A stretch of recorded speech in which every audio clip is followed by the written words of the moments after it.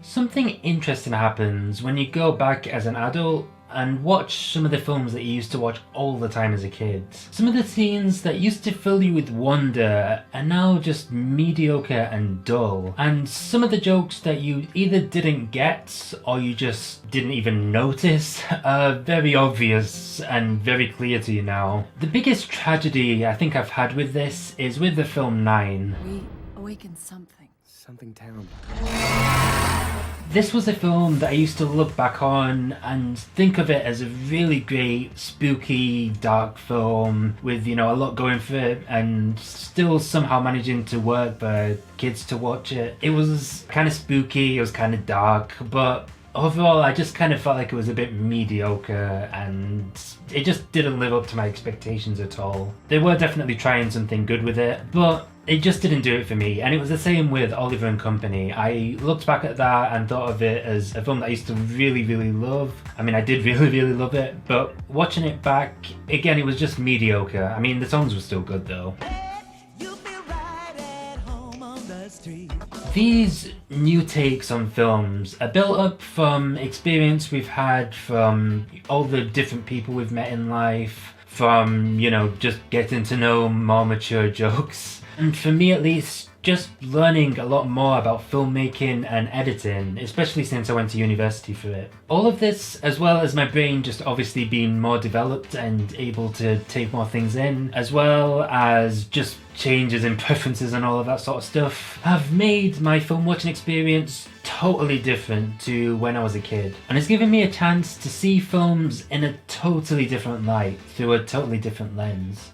These lenses are different for everyone because, well, we're all different people. We've lived different lives, we've been in different environments, and as a result, we can all relate to different people. We are all triggered by different things in films, things that we don't like seeing, maybe because of past experiences, a phobia you may have or something like that. These different lenses that we see life through is the reason why we gel with different films, why we might really dislike a really good film, at least according to everyone else, and vice versa. For example, Ralph Breaks the Internet is a film that just really gelled with me. I really liked that film, even though I do understand why many others didn't like it.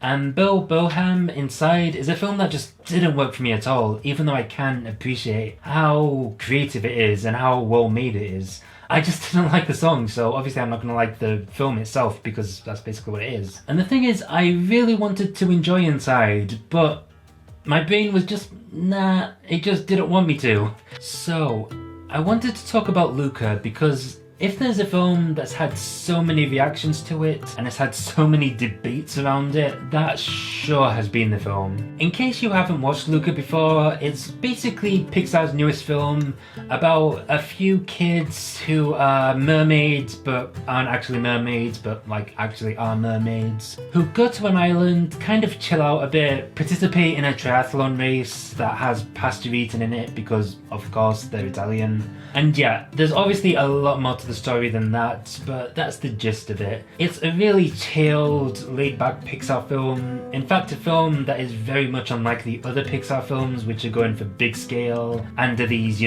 big, elaborate stories. This one's very down-to-earth, and it's very ironic how the story that is probably Pixar's most down-to-earth, most kind of basic and small, is the film that's kind of drawn a lot of people in and has had such a big debate around it. It has certainly been a film that stuck with many people, and I'm one of those people.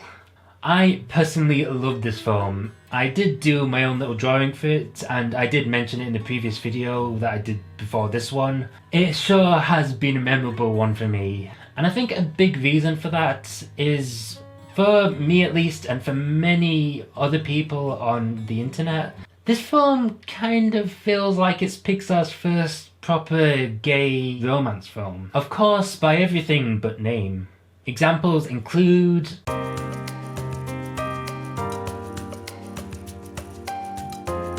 And those were just the things that I could think of off the top of my head. There's a very funny video by Rowan Ellis who kind of goes through some of the parallels she sees between this film and some of the things gay people might go through as they grow up. But to me, and many others, this New York Times writer included, kind of feel like this is Pixar pushing a gay film as far as they can do before the mouse with its rainbow t-shirt comes out with its banhammer and just gets rid of the film, because this film got very close to it.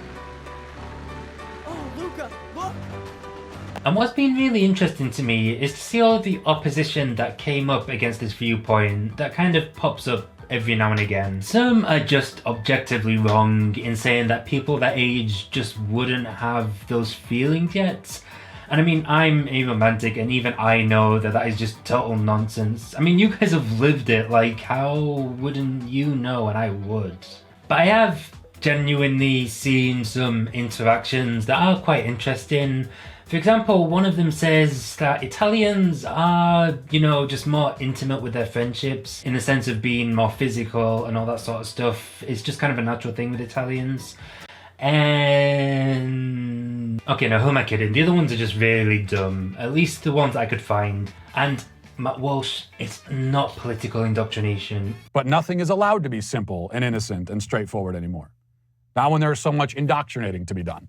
Silenzio, Bruno! And you and your audience missed the point so hard that literally watching your video just gave me a headache. Like, if it was a girl and it was a boy, there wouldn't be any of this confusion. They'd see that it's very clearly not sexual, it's just like basically any other Disney film. Like, imagine getting this explained to you by somebody who didn't even have those feelings. So, yeah, the fact that people are getting outraged and they are putting the reason on why it's not a queer film by the director saying that it isn't a queer film, even though he literally couldn't say it's a queer film because mouse, but he also said it's fine. And ironically, this is all happening while some people are saying that we are the ones getting outraged. Matt Walsh. What is not normal and healthy is to see all male friendship, even prepubescent, fictional, animated male friendship, through a sexual lens. Okay, so that really speaks to how we all see films, no, the world, really differently. As humans, we're a bundle of our past experiences, political views, as well as the views of the people around us. And all of that mixed with confirmation bias and cognitive dissonance makes for a world that's very different between all of us. And it's really funny how Pixar's most laid-back film is the film that's making me literally think of all of this and has brought up the debate that it has online. And you know what's even more funny? There's actually another film out there that is a buddy film that literally has less romance kind of inclinations. I don't know, it kind of has less chance of there being romance in it. That film is literally shipped to death online, like literally. The characters, yes, they're older, but they are from different species. That film is Zootopia. And yeah, let's just look online to see if there is any outrage around that. Oh no, the top video is literally somebody saying about why Nick and Judy are together. Yeah, no, there's no outrage. I'd be hard-pressed to find anyone who at all likes this film or has at all been in that community who hasn't seen at least one person ship these two characters together. The characters are clearly buddies, colleagues, and it's literally one of the two films that has a male and female character in it that don't end up falling in love. Yet we can't have that. Why can't we people who just want to see a boy and a girl be friends in a film have that, Matt? Why aren't you outraged at the people sexualizing the characters in this film, Matt? Why didn't you literally bring up one of the biggest ever animated shows with saying, why can't we have two male friends just be friends together, Matt? Okay, so I know this video is a bit of a mess and I know I went off on a bit of a tangent, but my point is that Luca is a big example of why Death of the Author, or basically just separating the author from their work, is very important. I feel like it's very important to be able to feel your own way about a film and to go away from what the author felt like the film should be, because when it's out there, it's not really their film anymore. Once a film is out there, it has its own meaning, even if the author intended a separate meaning.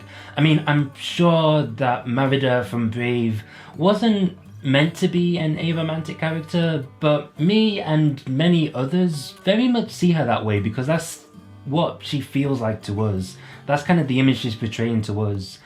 And yes, maybe, just maybe, in Luca, Enrico, whose profile picture and banner I love by the way, maybe he was correct in saying that he did just pull the story from his childhood, and he did it very much based on that. Like, maybe that is where the story came from, but it really doesn't really matter.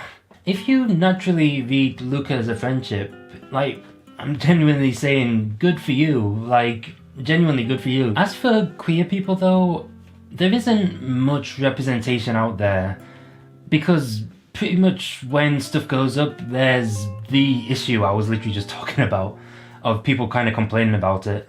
So if something does go up that's kind of somehow related to it, and to be honest, Luca was kind of more than that, but just, you know, to kind of accept that.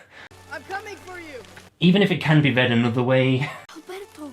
pretty much, like, people are going to leap all over that because they just don't get much of it, because there's just not that much representation, especially in animation. And the thing is with art is that it's the literal point of art to read it in your own way and look at artwork and build your own meaning from it, see different stories in it and various things in it, and just enjoy it in your own way. And that's very much the point of this.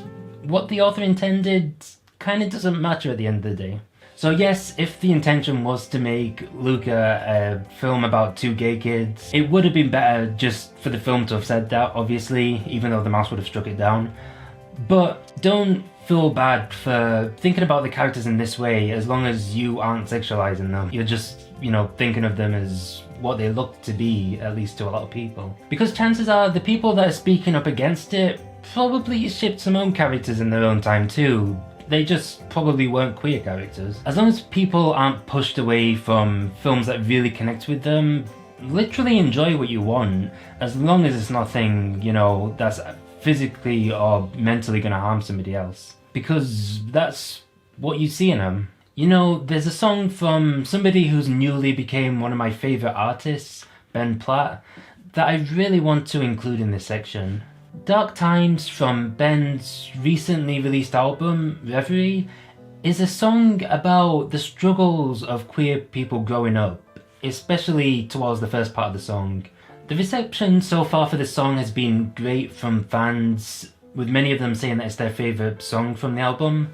And apart from the clear irony of the fact that Ben Platt is literally talking about himself when he's a 13-year-old, you know, the same age as Luca, what Ben says in the song is another example of how something that's very normal for many people can be seen as being extraordinary and, you know, a very hard thing to do for queer people because of the backlash.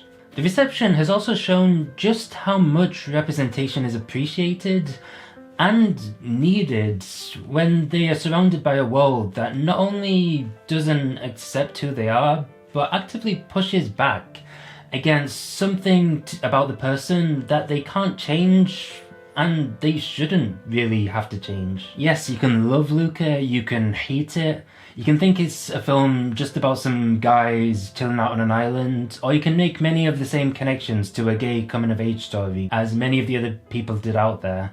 Feel free to share those thoughts down below, as long as they're not harmful thoughts, but don't be that guy to deprive people of media that they need, because for some people, that media, that representation, may be the only support that they have in their lives.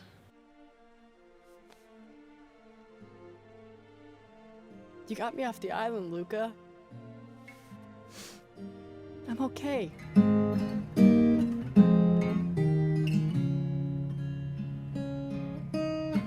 13's hard enough, so busy growing up. Now you're sitting on a secret no one knows.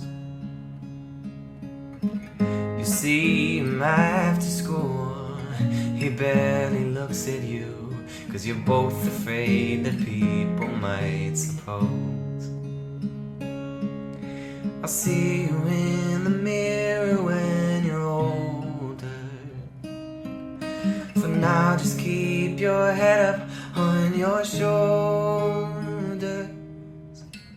Life goes too fast, heart breaks in two. Tough times don't last, tough people do. So wipe those tears from your crying eyes, 'cause you only see the light shine in dark times.